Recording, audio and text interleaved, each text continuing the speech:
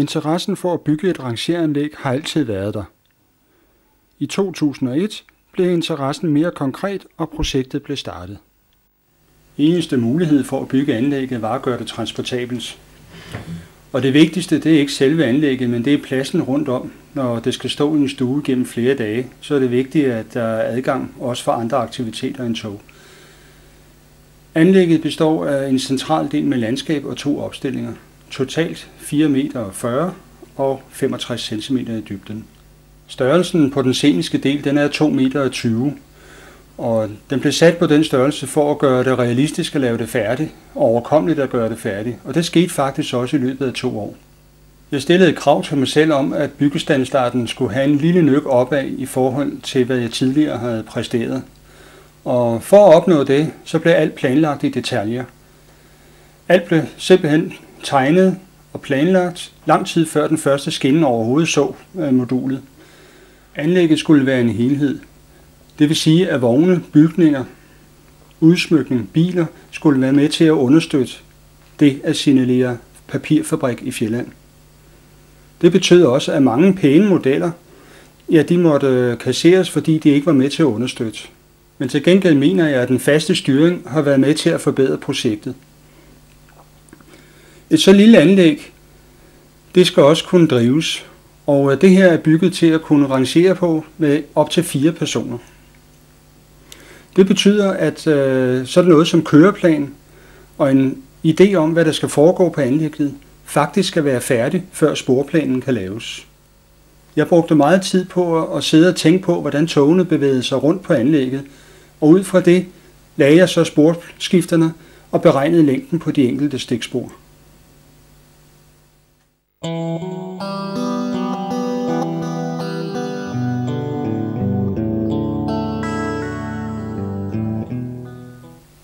Klippen er banens udgangspunkt, og det er også en opstilling, der indeholder 5 spor.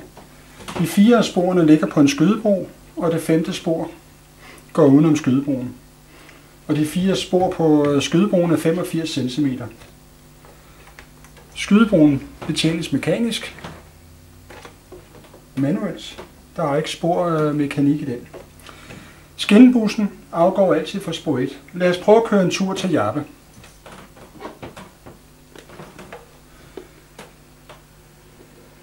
Når der er landskab på denne her del af anlægget, så skyldes det 2 ting. Dels at man kan se ind under vejbroen ved Jappebrug og ud på landskabet herude, men også for at give en blødere overgang til de bare plade på skydebroen. Det gamle håndværkerknep, det siger, at hvad man ikke skal skjule, det må man hellere fremhæve. Vi kommer ind på Jappebrug under vejbroen, og det første vi møder, det er sidesporet ind til fabrikken. Så passerer vi imellem administrationsvillagen og kemibygningen og fortsætter ned til trinbrættet, hvor vi stopper.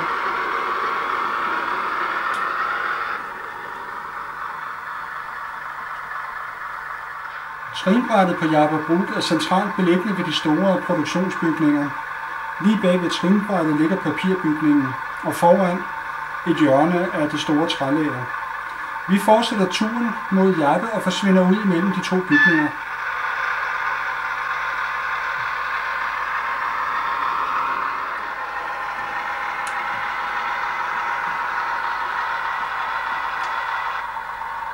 Jappe er en lille opstilling, lige præcis stor nok til, at man kan lave omløb på en skinnebus. Det første, vi skal gøre for at lave omløb, det er at dreje skiven over til et ledet sidespor.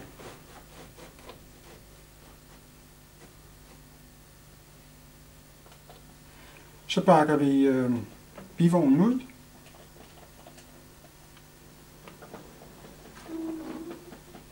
Og sætter en bremseklods i.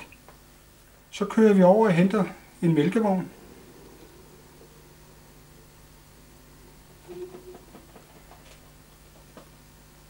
Kører ud på drejeskiven igen, og så drejer vi skiven tilbage til hovedsporet, og så er toget klar til afgang.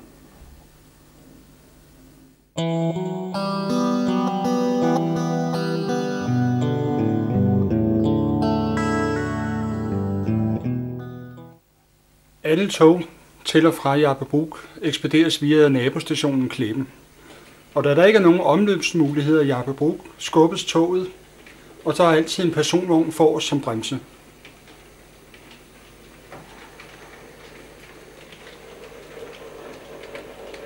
Toget ankommer i et specielt ankomstspor, hvorfra der er mulighed for at fordele til samtlige andre spor på Jabbebrook.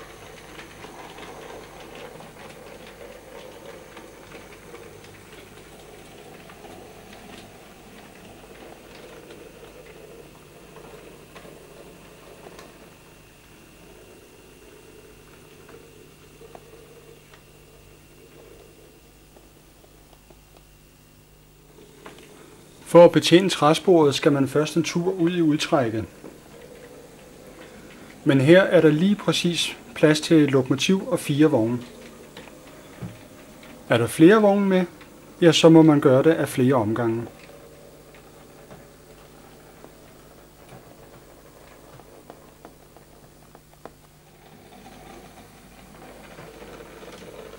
Man skal passe på, når man skal ned på træsporet, for der er 20 promille fald, så der skal køres med en hånd på bremsen.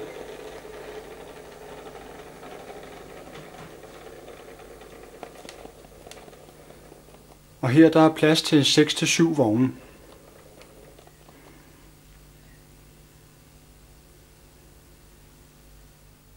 For at komme til de øvrige spor på Jabbebrook, skal man tværs over hovedsporet.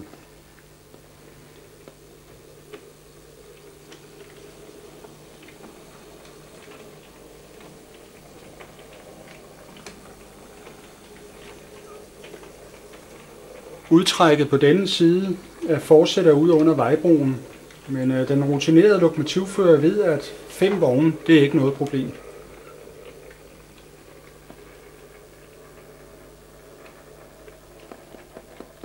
Der ville også have været plads til 5 af de længste af de nyeste G-vogne.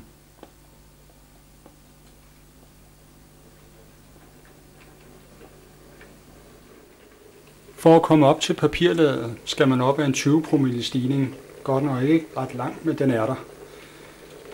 Dette er en af de længste rangerbevægelser, man kan lave på Jabbebrook.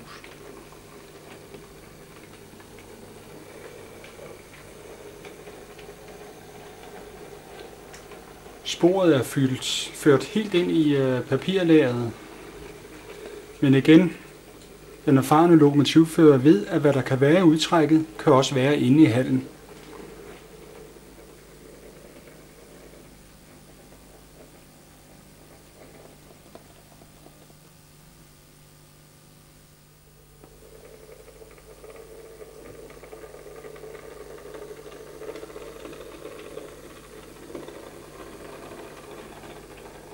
På kemisporet kan der holde en 3-4 vogne.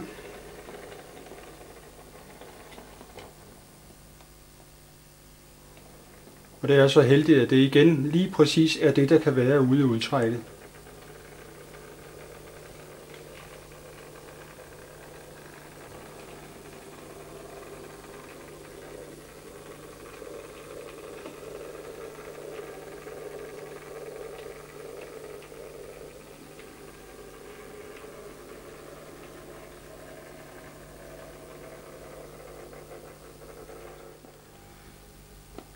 Det sidste spor på Jabbebrook, det er et lille depotspor, som bruges til læssevej for forskellige materialer til produktionen.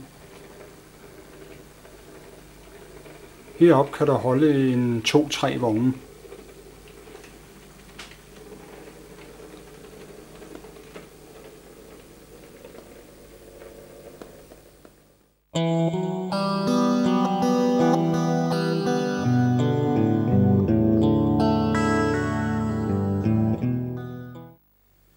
I planlægningsfasen lånte jeg en bog, Die Vogelsberger Westbahn, og bogen blev meget stor inspiration til, hvordan anlægget skulle bygges. Da anlægget var færdigt 3 år senere, faldt jeg tilfældigt over bogen hos en hobbyhandler, og jeg fik lyst til at genlæse den igen. Men denne gang med et lidt andet udbytte. Udover jernbane- eller modelbaneteknik, så fortæller bogen faktisk også, hvordan man overbeviser tilskuerne om, at man er i Laubach et ganske bestemt år i starten af 1960'erne. hvordan de mange detaljer er med til at overbevise tilskueren om, at man rent faktisk er i lavbak. Hvordan køreplanen ændrer sig i løbet af årene, hvordan godset også skifter fra bane til bil, og alle de andre ting i samfundet er med til at påvirke jernbanen. Og jeg besluttede at forsøge på Jappebanen at køre med 2 epoker. Det største arbejde ved at lave epokeorienteret drift er at finde fakta. Meget af den jernbanelitteratur, der er tilgængelig, er faktisk ikke særlig konkret. Når man sidder med en genstand, en bil eller en vogn, og skal finde ud af, om den rent faktisk kan bruges i et bestemt årstal, så bliver kilderne faktisk meget, meget små. En af de kilder, jeg har brugt rigtig meget, det er billeder. Siddet og studeret gamle billeder og fundet alle de detaljer, der er med til at signalere årstal. Jeg startede med at vælge 3 præcise årstal, men måtte ret hurtigt forlade det igen, fordi jeg fandt ud af, at det var et kæmpe arbejde at verificere, om en genstand eller et køretøj nu også kunne bruges i det årstal. Og jeg lavede det om til 3 årtier. Det er lidt nemmere at afgøre, om en genstand nu bliver født i 1950'erne eller 1960'erne. Men med nogle praktiske erfaringer, der har jeg igen lavet lidt om og sagt, at jeg holder mig til en epoke 3 i 1960-1965 og en epoke 4 i 1980'erne. Og det er de 2 epoker, som jeg bruger på Jappebanen. Det var vigtigt at få en korrekt gengivelse af de godstyper, der bliver sendt med jernbanen. I epoke 3 er jernbanen mange steder stadigvæk det eneste valg for at sende gods, og derfor kan alle varer sendes til og fra Jappebrug i epoke 3. I epoke 4 derimod, der er jernbanen faktisk trængt og på vej nedad, og det er kun masseforsendelser, der kører på jernbanen, og som noget nyt, kemikalieaffald på grund af den stigende miljøbevidsthed. Det har faktisk vist sig, at de effektiviseringer, der skete på den rigtige jernbane fra epoke 3 til epoke 4, også er kommet igennem på Jappebanen. Det er i hvert fald sådan, at personalet beklager sig over, at kørslen i epoke 4 ikke er særlig udfordrende. Alting passer for godt sammen, alt er tilrettelagt, og det er meget nemt at løse opgaverne. Jeg må ikke have ramt helt forkert. Vi skal have ombygget anlægget fra epoke 3 til epoke 4. Det første vi flytter, det er alle de her trækasser fra depotsporet.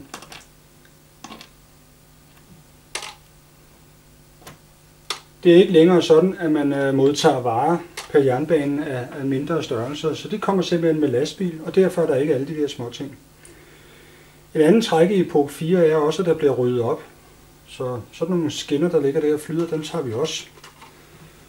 Og olietønder, der bare er smidt, de skal bestemt også væk.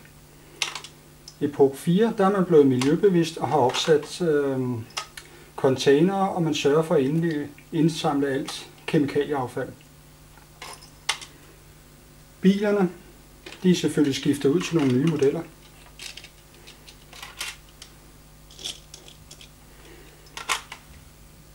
Og lygtepælene, de går heller ikke.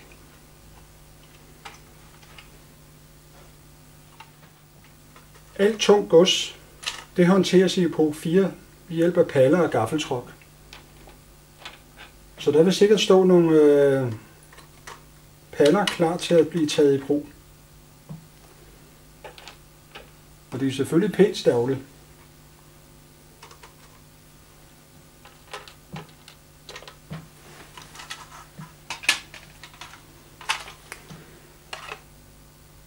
En container til affald.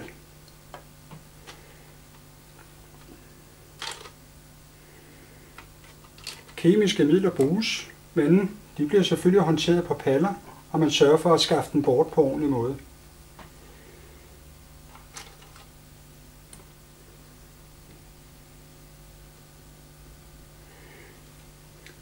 En moderne virksomhed, den skal selvfølgelig også reklamere, så man får sat sit logo op på taget af papirbygningen. Og så er der jo sket det, at banen den er blevet nedlagt imellem Jappebrug og Jappe. Så vi må sætte et standsignal stop i sporet. Vi skal have en lastbil på. Den er vokset lidt i størrelse. Til gengæld så er alle personvogne, de er blevet henvist til den nye parkeringsplads omme bag ved ved produktionsbygningerne. Så er papirlageret klar til epoke 4. Trælageret i epoke 3. Man håndterede træet ved hjælp af en fudsbakker, mobilkran, og man slæber træet rundt ved hjælp af en farslæber, traktor. Ellers er der ikke andre mekaniske hjælpemidler. Der er meget manuelt arbejde på trælageret. Trælageret i epoke 4. Der er kommet en galgekran, og det er tydeligt, at lastbilerne de er også begyndt at tage deres del af trælasten. Et affaldscontainer til at håndtere affaldet igen. Administrationsvillaen og kemibygningen i epoke 3. Ja, administrationsvillaen, som ordet næsten siger, så holder direktionen til det over. Og kemibygningen er faktisk en af de originale bygninger fra det første papirfabrik. Er i dag ombygget fuldkommen til at være håndtering af kemikalier. Og det betyder, at det kun er kemikalier ind på virksomheden og en lille smule ud. Sådan noget som kemiaffald bliver slet ikke håndteret. Der foregår ikke noget med mekaniske hjælpemidler. Alt er ved håndkraft. Sådan ser der så ud i epoke 4. Direktionens villa er nedrevet. Nye ledelsesprincipper betyder, at man skal have synlig ledelse, så de er flyttet over på produktionsbygningerne. Der er opført en ny kemibygning, og denne gang alene til at håndtere kemiaffald. Og der er selvfølgelig alt med gaffeltruck og paller og affaldscontainere. Og den nye store parkeringsplads, der blev bygget om bag ved produktionsbygningerne, den var alligevel ikke stor nok, så bagsiden af rampen her er også taget i brug til parkering. Vi har vejbroen i epoke 3. Det mest markante er det lille baneskur, som stod så mange steder langs strækningerne dengang. Og samme sted i epoke 4. Det eneste, der er sket, det er, at der er blevet ryddet op og blevet fornyet noget belysning.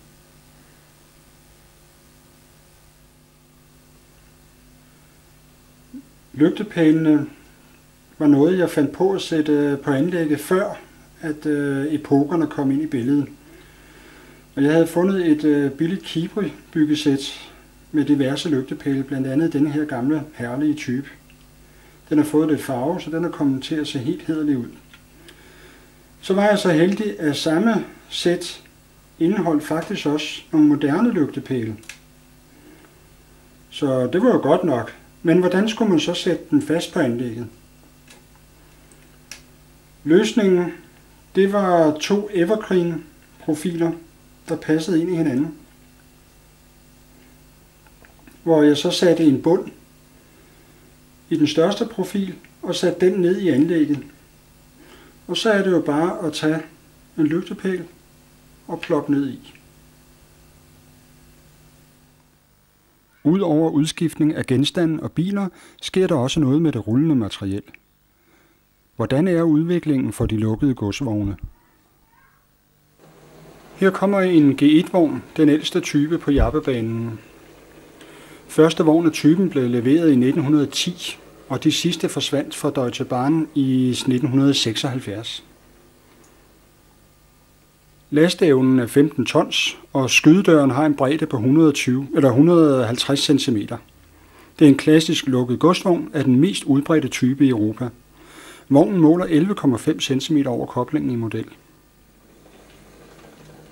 G4-typen er en vogn fra 60'erne. Den blev leveret første gang i 1960 og kører fortsat, men den kan næppe have mange år endnu. Lasteevnen er 26 tons, og skydedøren er her blev 200 cm bred. For papirfabrikken er der ikke tale om andet end en lidt bedre G1-vogn. Der er lidt større lasteevne, der er lidt bredere dør, men den store gevinst var der ikke. Vognen måler 13 cm over koblingen i model. Den nyeste type er en tysk H-bisvogn. Den er første gang leveret i 1966, og den kører fortsat rundt på Europas jernbaner. Lasteevnen 25 tons, og der er skydevægge nu. For papirfabrikken er dette et enormt fremskridt. Vognen kan nu lastes med gaffeltruck, og da produktionen samtidig er omlagt til papirruller, så kan vognen faktisk udnyttes fuldt ud. Vognen måler 17,5 cm i model.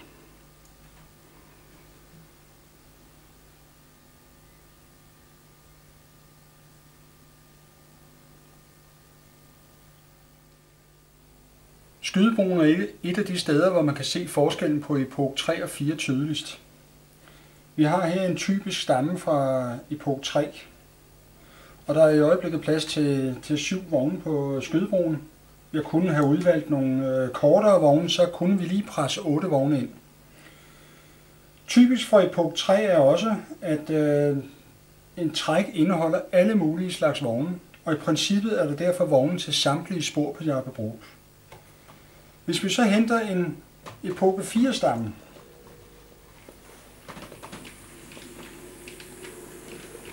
for det første så er den trukket af diesellokomotiv.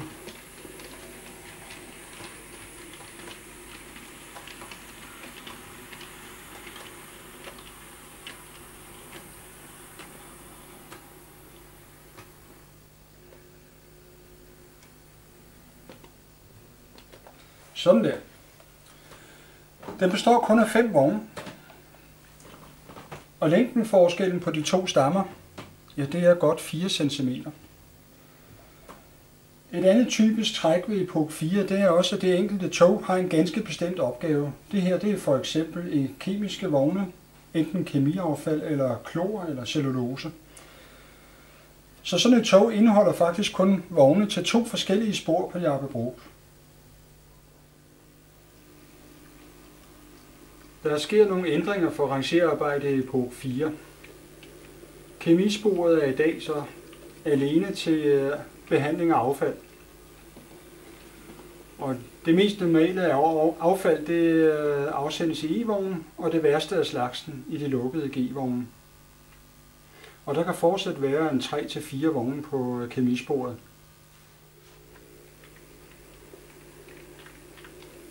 Tankvognene bliver i dag leveret just in time, og de har nu fået deres plads helt op ved produktionsbygningen, således at man kan forbruge varerne direkte eller læse cellulosen på direkte. Der er kun nogle små tanke, der lige er beregnet til at strække til næste gang, der kommer en tankvogn.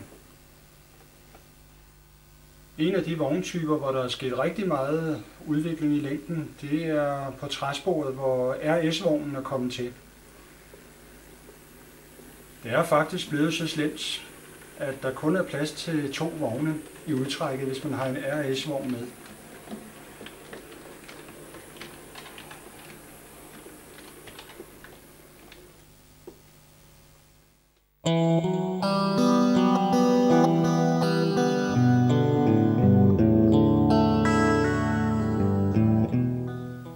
Jeg har altid kørt efter køreplan og har fundet det meget inspirerende.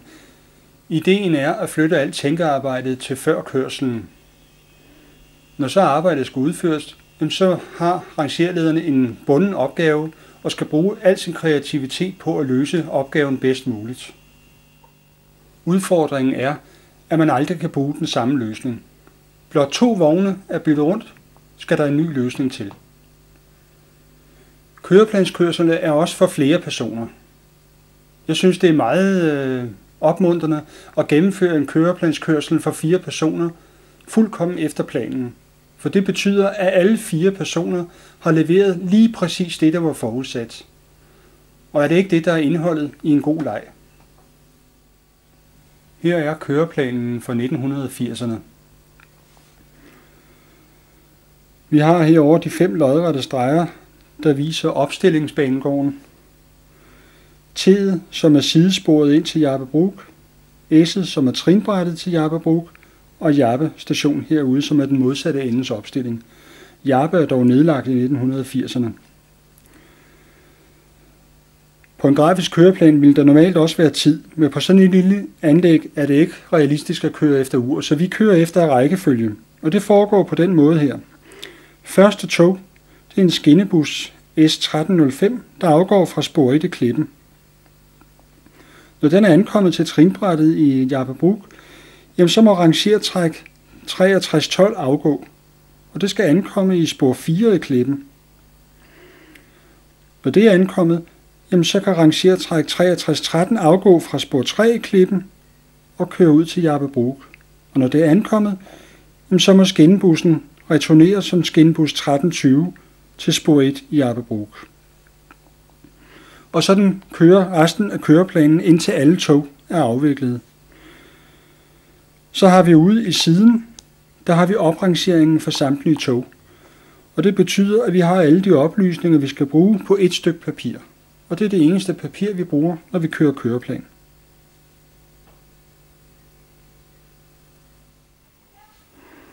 Stationsbestyreren i Klippen er togleder på Jappebanen og bestemmer derfor, hvilke vogne, der skal ind og ud af Jappebrug. Når der kun er 3 personer til kørselen, er stationsbestyreren også skinnebusfører. Lokoføreren kører et enkelt tog imellem Jappe og Klippen. Ellers bruger han hele dagen på at rangere på Jappebrug efter rangerlederens anvisninger.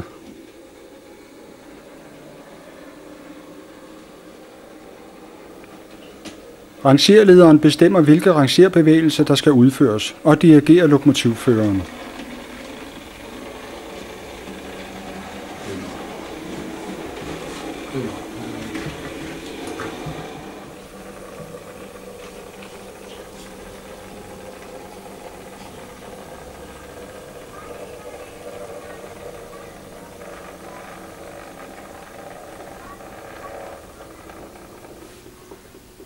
Ja, og vi skal ind på sidesporet.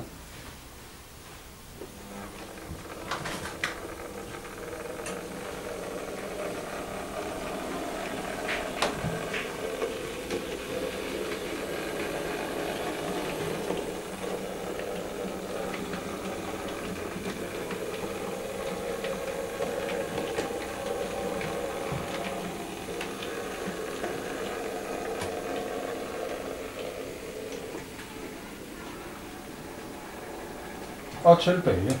Og skinnebussen kører. Vi kommer længere tilbage, Jørgen.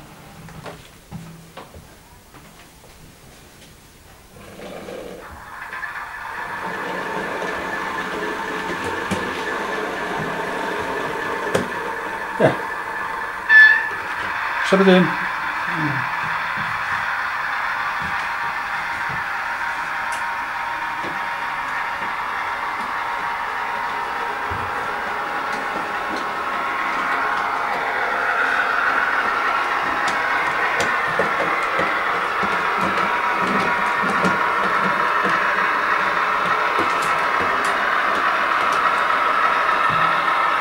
Ja, vi kører ud i udtrækket.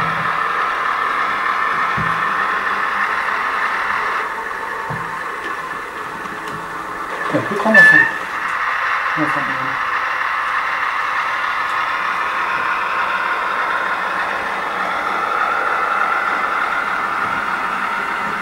Ja, vi skal ned og hente 3 ærmer. Ja, kør.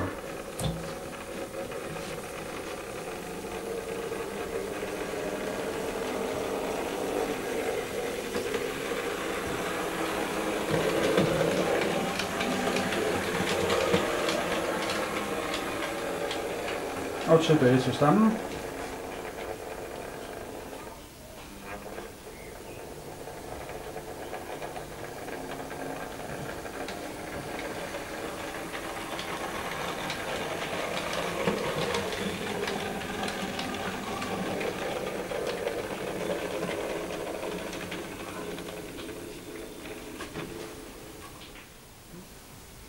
Ja, der er afgang, Jørgen.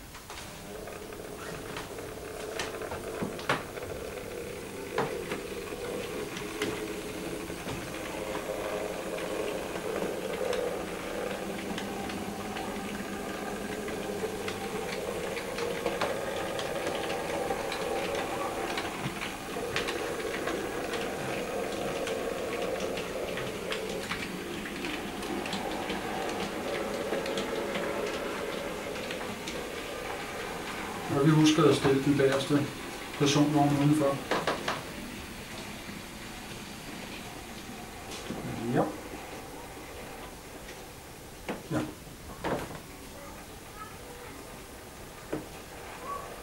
Ja. Så kører jeg helt ud.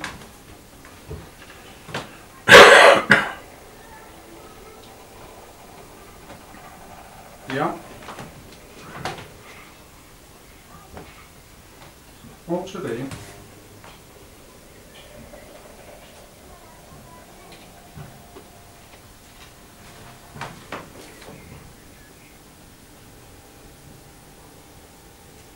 Ja, værsgo, kvæg.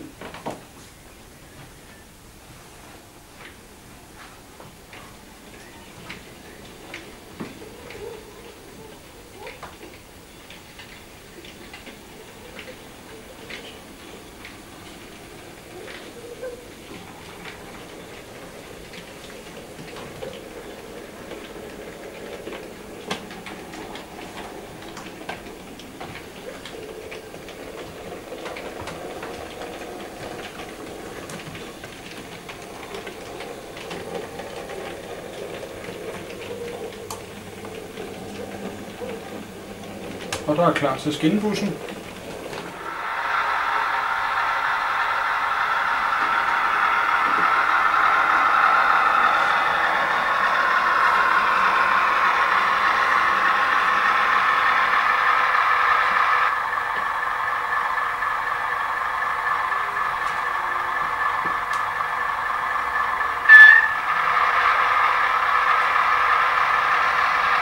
Når skinnebussen er kørt, så kører vi over med 4 D-vogne.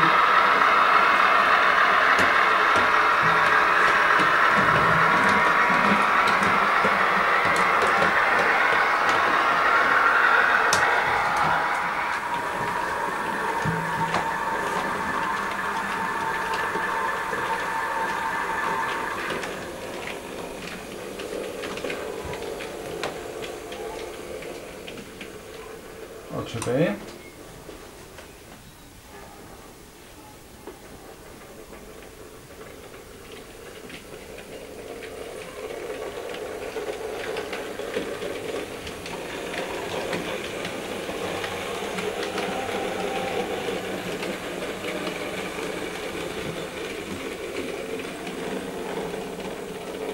Og vi skal af med alle 4.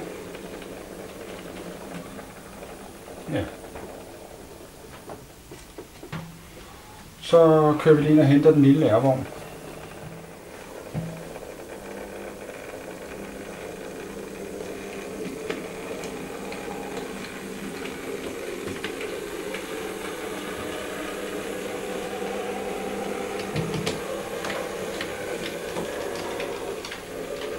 Så kører vi ind og tager G-vognen.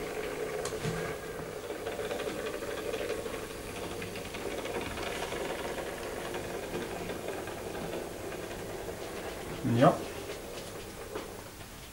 Og den skal op i papirlageret.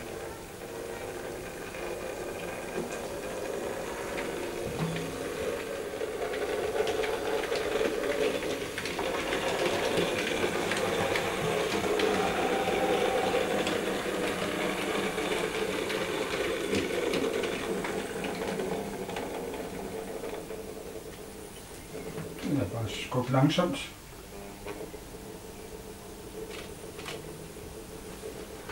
Og lidt mere. Ja.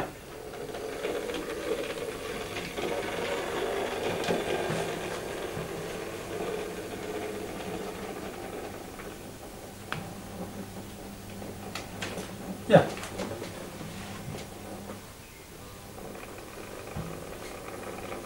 Og de 3 sætter vi midlertidigt op i depotsporet.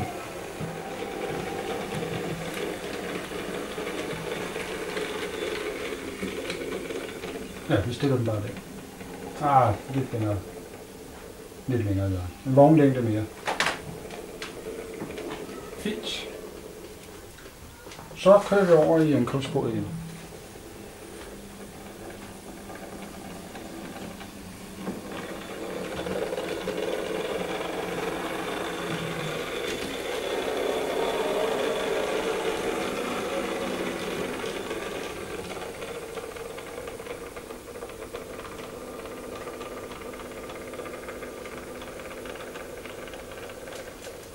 Ja. Så kører vi op og kobler på tankvognene og kører over på den anden side.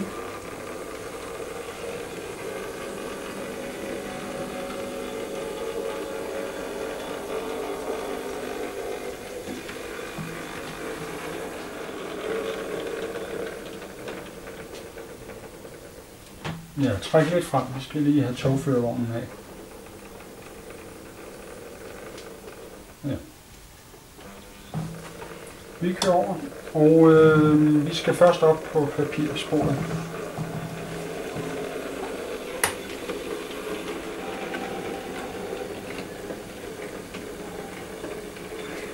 Ja.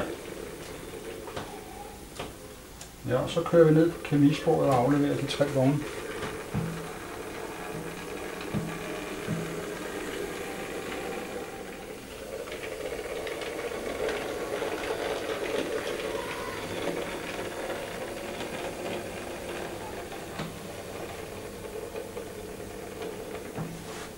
Ja.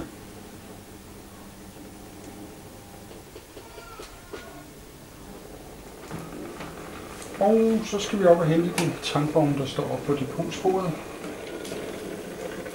Ja. Og vi skal over og hente G-vognen, den skal flyttes over på depotsporet.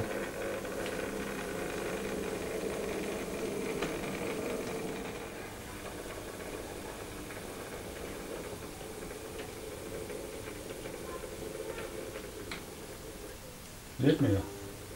Ja.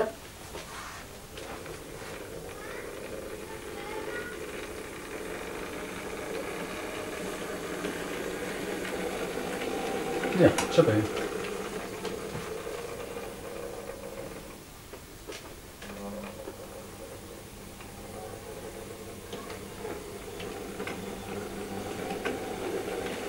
Den stiller vi lige ved kassen der. Ja. Så skal vi over til togførervognen.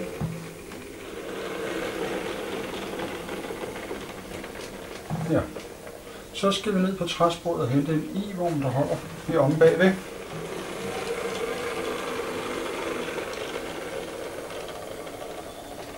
Ja. Lige løsne kort. Den kogt. Ja, vi sætter den op foran. Ja, må jeg køre igennem med skinnehusen? Ja. Gør jeg. Klar.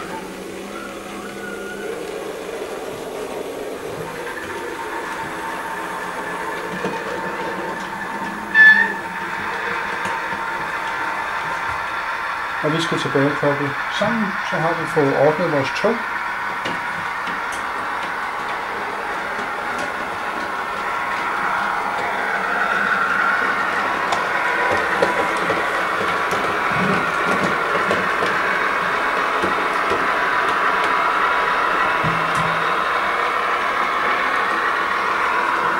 Ja. Og vi kører til Klingenjørn.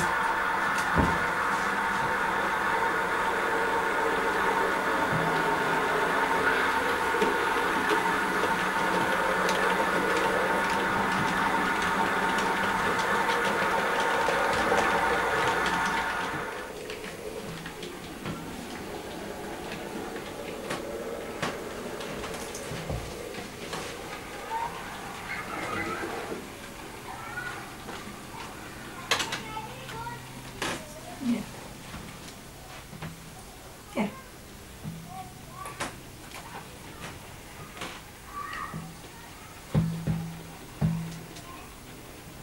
Det er fint. Ja.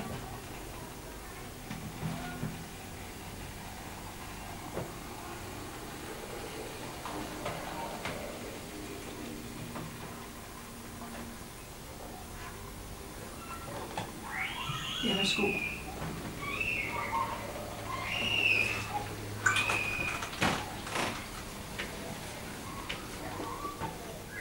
Ja.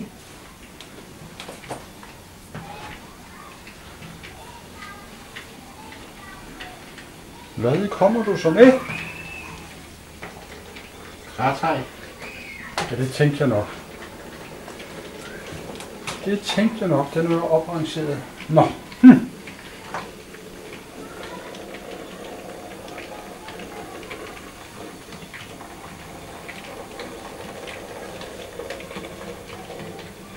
Ja, men der er klar til skinbussen.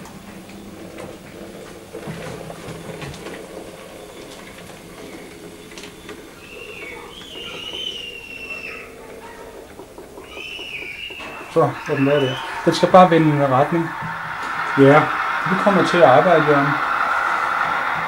Vi starter med 2.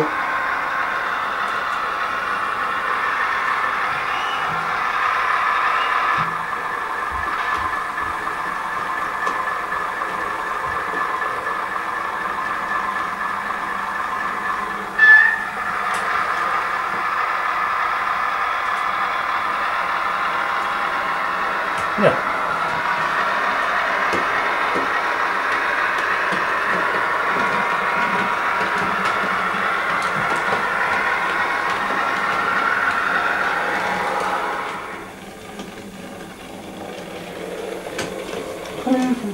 Ja.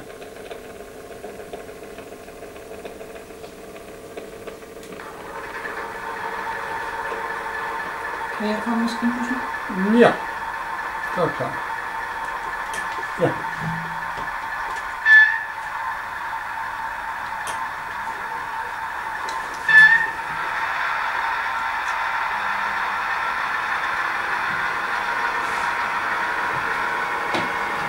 Og vi skal bare have stillet e-vognen ned foran.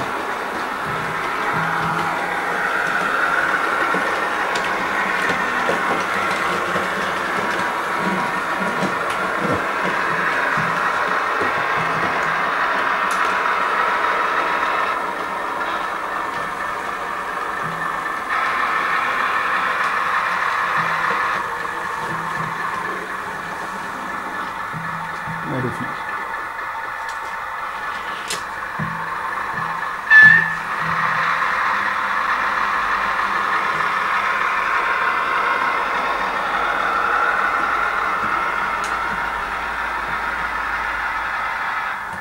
Ja, kommer til pause.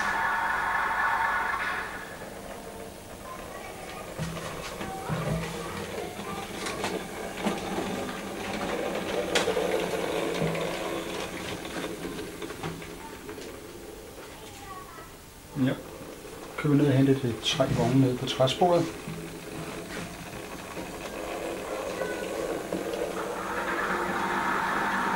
Ja, tilbage.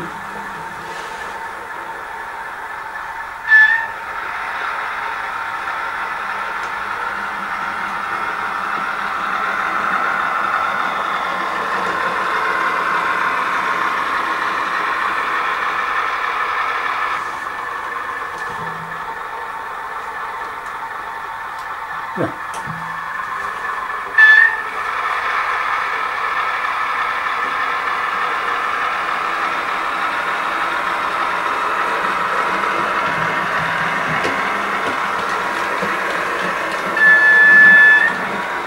Ja.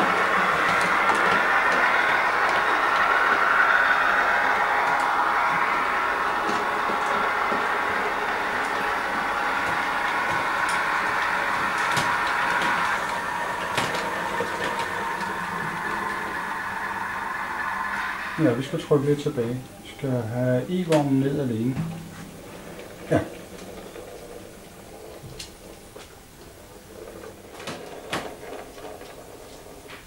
Ja. Kører vi op og henter til 4. Ja.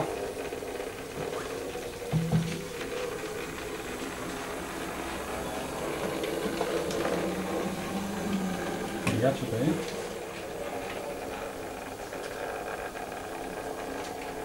Ja, og så trykker vi det helt tilbage.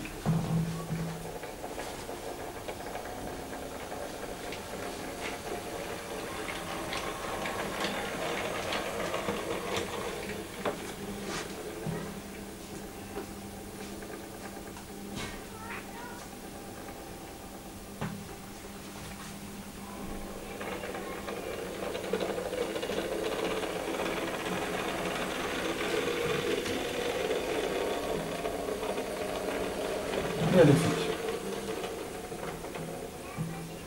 Så kører vi på papirlader.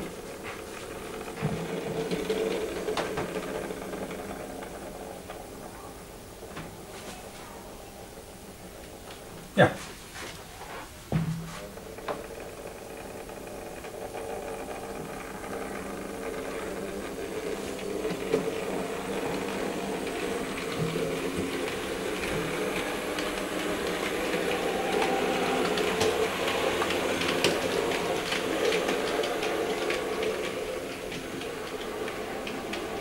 Ja.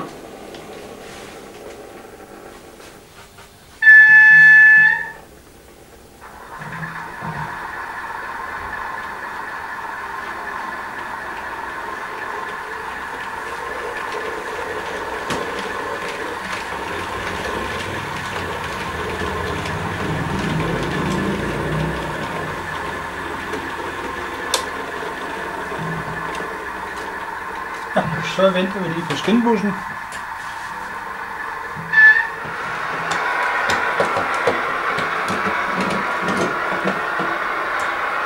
Ja, der er den hjørne.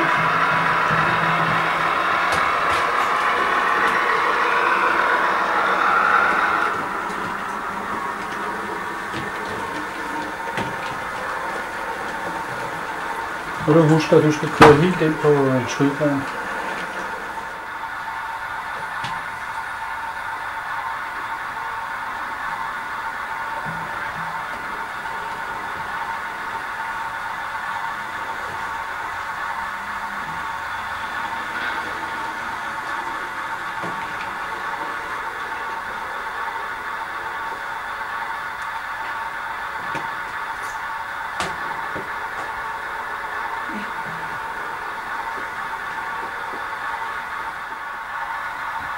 Du kører lige frem og stopper til lidt.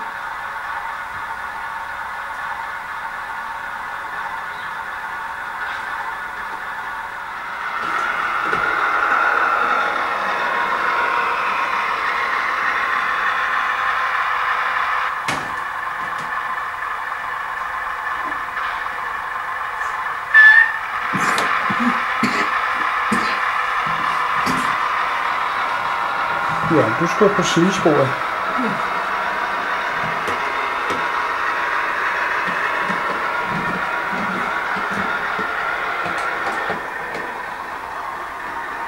Ja.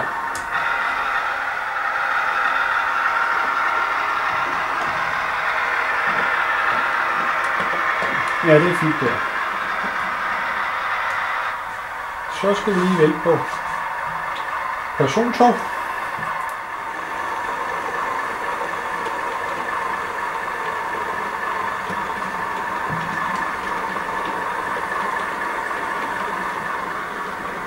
Og skinnebussen må køre.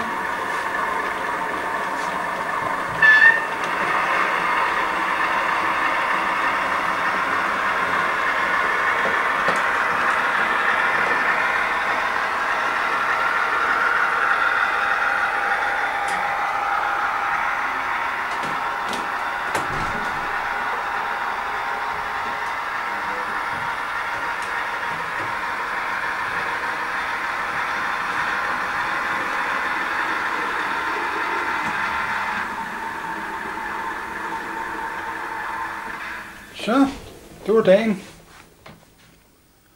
Køreplanen for 1980'erne er effektiv og er tilpasset tiden. Der er derfor nogle markante afvigelser i arbejdsopgaverne.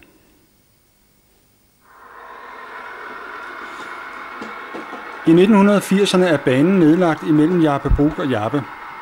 Der kører dog fortsat en skinnebus til Jarpebrug, men det er en soloskinnebus, der kører frem og tilbage.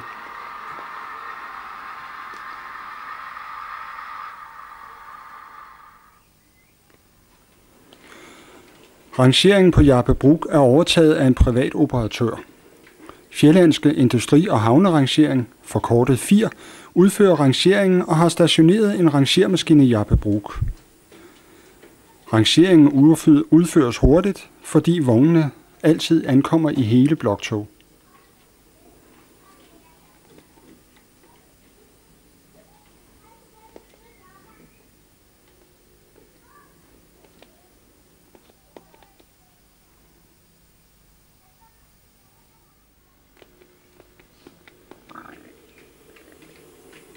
Den stigende miljøbevidsthed betyder, at der midt på dagen nu køres et togpar med farligt gods.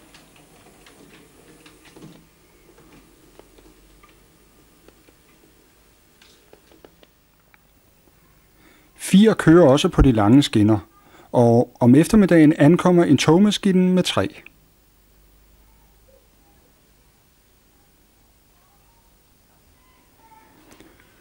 Den lokale rangermaskine overtager fordelingen af vognene.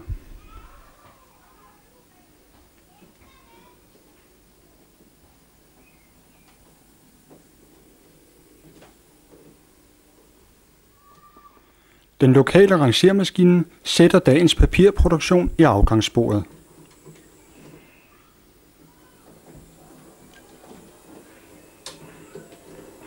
Og togmaskinen kan koble til og fortsætte sin rejse ud i Sjælland.